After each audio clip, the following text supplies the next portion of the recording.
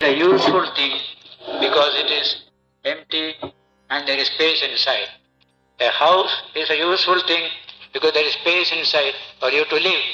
If space is not there, they are of no use at all. So emptiness has a great value. So space is the nearest equivalent to Brahman because of its indivisibility. Space in a pot, space in this hall, space outside, it's all one space. The space in which the stars move, same space. It is one and indivisible and never made impure, always clean. A beautiful concept.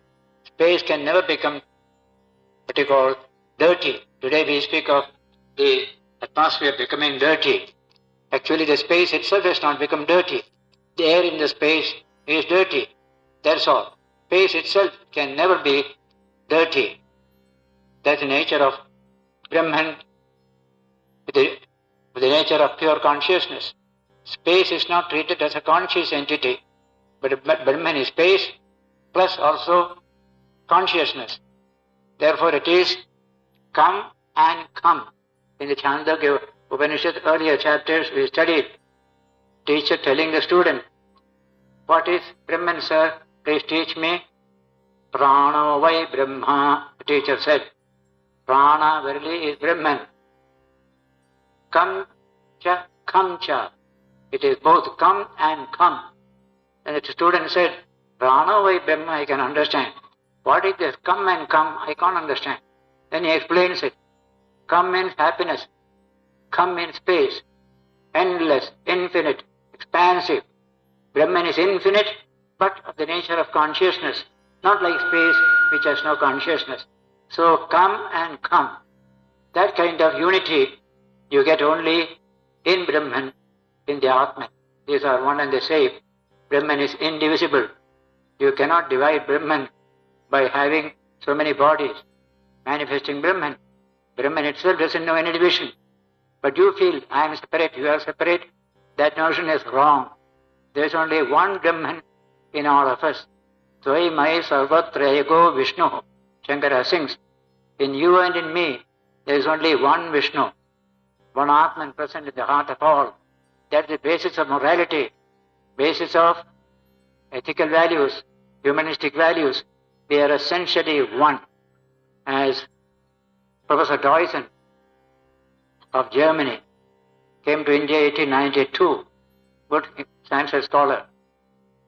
In his farewell speech in Bombay, he said, the Bible teaches, love thy neighbor as thyself. But no reason is given in the Bible. Reason is in Vedanta, because you are one with your neighbor. The same Atman is in you as well as in the neighbor. That is the reason which you find in Vedanta. So he says here, I have the fame of this self, supreme Brahman, immortal, free from death. That's the meaning. May not I enter into the womb again. That is put in a very, what you call, figurative language here. The repetition is that the prayer is for not having to enter the womb for rebirth. I don't want rebirth. But I often think that this fear has gone too far in India. Why not come again? So in one statement of Vivekananda, he has written, let me be born again and again and suffer 1,000 of miseries so that I can be of little help to A, B, C. That passage is quoted by the Delhi School of Economics in its Vivekananda Hall below Swami Vivekananda's painting. The Dr. V.K.R.V. Rao and Ganguly, they all realize the importance of this passage. So here is a new attitude. Why fear? Fearlessness is the teaching of Vedanta. But too much of this fear of rebirth came and almost paralyzed the life of the people. That should not be. In other Upanishads, there is fearlessness mentioned there. All types of beliefs were there in the past and even today. We have to choose what is better, more protective or good for oneself and for others. One such is this fearlessness, then ever ready to use this body for the good of all. In Buddha's tradition, you have the Jatakas, the famous birth stories of Buddha's previous lives. So many lives he had passed through, perfecting little by little in each life, until, as Gautama Buddha, he became enlightenment. That is the theme of the Buddhist Jatakas. There you will find he was an elephant at one time, and he helped some other people, and that made him achieve a little higher birth. In this way, so many good things Buddha did in his previous lives, and finally became Buddha, the enlightened one. So Vivekananda today says, I am prepared to be born again and again. If I can be of little service to somebody else, that's a very good idea to entertain by every human being. Somehow get rid of our trouble and disappear, leaving others in the lurch. That's what we usually do. If there is any trouble, we run away, leaving all others, including wife and children there. We run away. We know how to protect ourselves. That much of individuality, this kind of small-mindedness has overwhelmed the nation. So no, I am here to protect all of you. I don't mind to die. That's a wonderful idea. The government of India has instituted awards for such bravery by young people. It's a good idea. They go save a person who is drowning, and he gets drowned, and posthumously government gives him a good honor. We have to honor such people more and more. Not I, but thou. That should be our attitude. Too much of I have made us slaves for centuries together. That is the importance of this new idea. No fear of rebirth. Life is a great opportunity to develop one's powers, express them, to bring cheer and happiness to people, and feel a sense of fulfillment in the end. This is how the whole subject gets completed in this particular book. The last shloka says, the spiritual tradition of the Upanishad. Who taught it first? Then next. There is a Guru, Shishya, Parampara.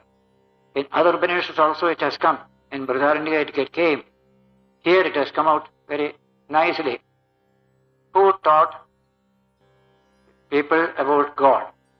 The answer of Vedanta is God himself. Nobody else can teach about him. Only God can teach about him. That's the meaning of Sri Ramakrishna telling Sachidananda is the only Guru. All others are subsidiary Gurus.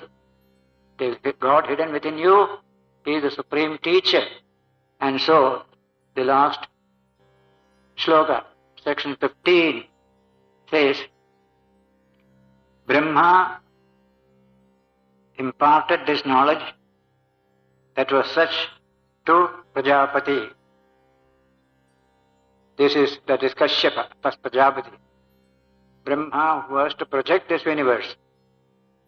You remember the Brahma sitting on a lotus on the navel of Vishnu. Why is he there? He is to project this universe. Vishnu's sleep is over.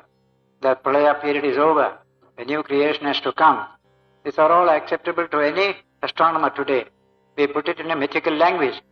Now this Brahma is the firstborn, Prathamaja, firstborn from the lotus of Bhagavan Vishnu. And he was wondering, what am I here for? There is nobody else here. I am alone. Then in deep meditation, he got the knowledge of creation, knowledge of the whole world. Purna Jnana appeared in him, and out of that started the projection of the universe in various stages of creation. So, knowledge of God came from God himself through a succession, first Brahma, then Prajapati, that is Kashyapa Prajapati, etc. Then to Manu. Krishna also says in the 4th chapter of the Gita, Imam vivasvate yogam proktavan aham avyayam vivasvan manave praha manarikshakave abravit. Arjuna, this yoga which I taught you in chapters 2 and 3. I first taught it to Vivaswan to Manu to Ikshvaku, and thus in a succession it has come. In course of time, people forgot it. They diluted it. It was almost lost. I am now giving you that same message. That is what Krishna says in the beginning of the 4th chapter. Manu finally gave it to all the creatures. A continuous tradition you can see.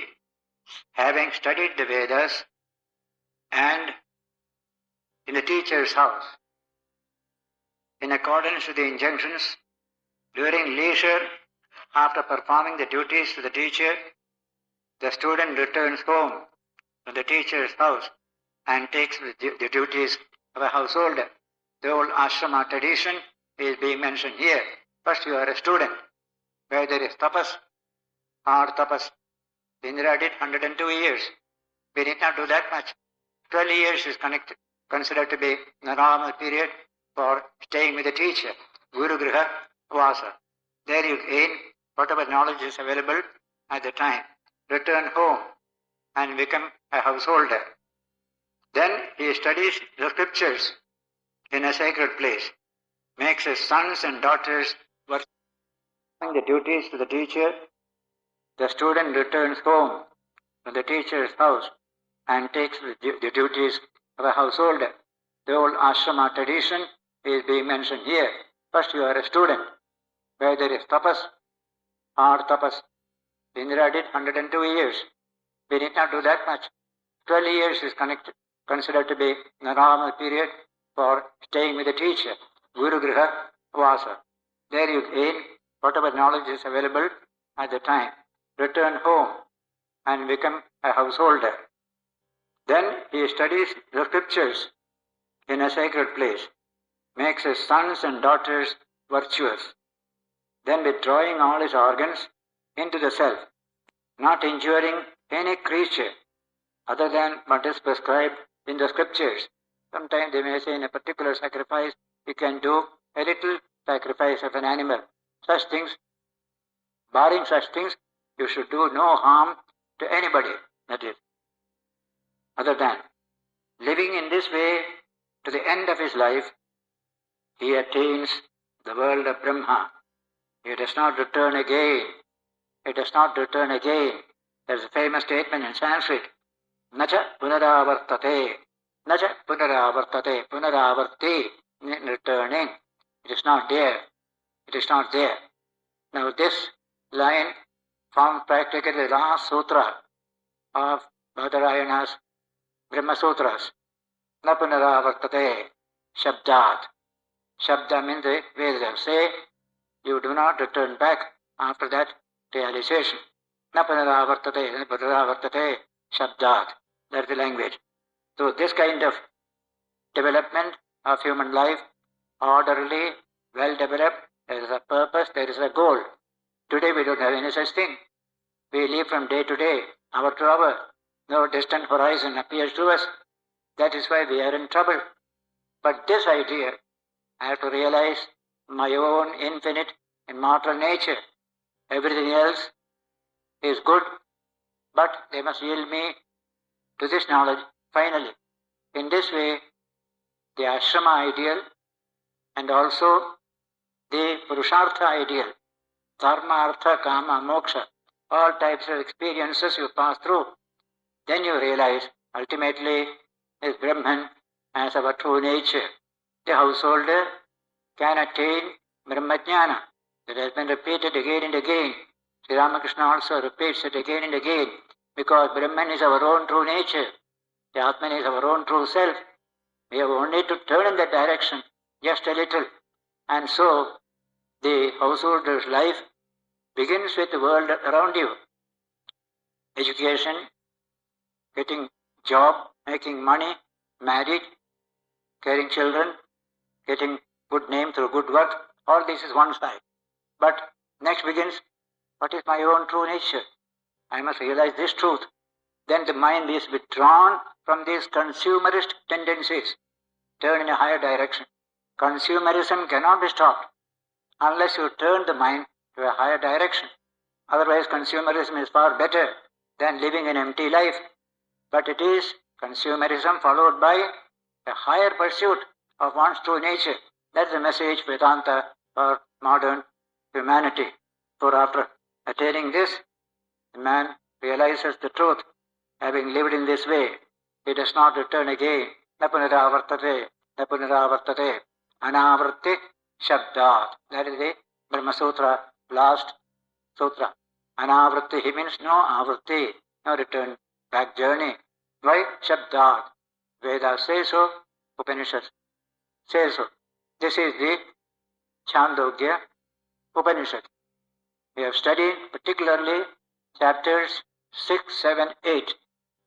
Tremendously modern in understanding, close to modern scientific thought, and directly related to human spiritual life. Shvetaketu and his father, conversation, almost a scientific discussion, and slowly coming to the great truth, Tattvamasi, Tattvamasi, you are that, you are that. You are not this genetic system, you are that infinite one.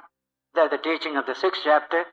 In the 7th chapter we saw Narada, highly educated, full of tension and sorrow within, going to Sanat Kumara and getting the knowledge of the Atman and realizing the truth within himself.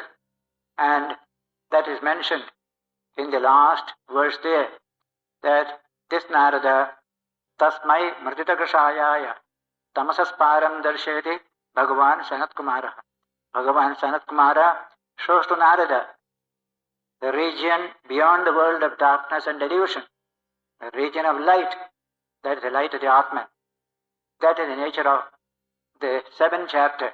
And 8th chapter we saw how materialism of Virochana and spirituality of Indra, these two were part of an educational process between teacher and students. One student stood and stopped halfway. Even the first step only he could take. The other student continued and attained the highest realization. This is how this Chandogya Upanishad has enlightened us with this wonderful subject of man's spiritual nature and the possibility of its realization. Tattvamasi is going to be repeated 1,000,000 times hereafter all over the world. Already scientists have started repeating this. That is the truth about man. Tattvamasi, Tattvamasi. You are not this tiny little truncated creature. There is something wonderful within you. That's a teaching that is spreading in the West today. When we come back again to our class on 26th of this month, tomorrow evening I fly to Calcutta. I have got engagements first in Patna, then in Chapra, opening of a Adbhutananda Memorial Ashrama. Swami Adbhutananda came from that Chapra. He was a servant, uneducated Bihari boy, village boy, whom Sri Ramakrishna loved, made a disciple, became a sannyasin as a fellow disciple of Vivekananda. Therefore I thought a memorial to him is good. So that's already about 7 lakhs they have spent. People paid donations. On 11th April I'll be there for inauguration of the temple on the ashrama. That is Ramanavami day.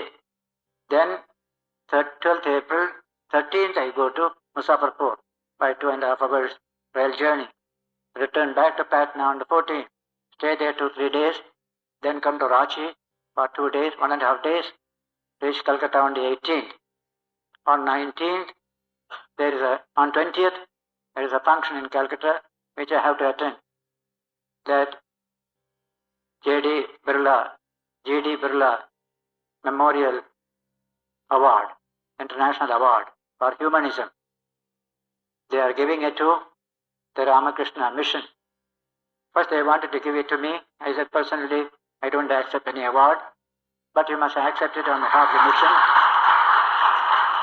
So I agreed to accept on behalf of the mission, and that is on 20th evening at 6 p.m. in Calcutta.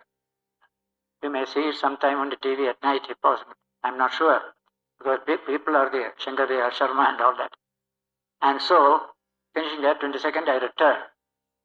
We shall have the next class on 26th of April, beginning with Taittiriya Upanishad.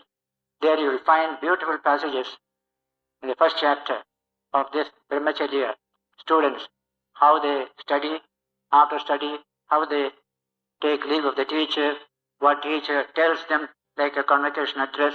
All these things you will get there, along with the study of the nature of Brahman, how we discover him in man through a penetration of the body, sense organs, mind, finally reaching the Atman within. All that forms the theme of Taittiriya Upanishad. We can study that at that time. The next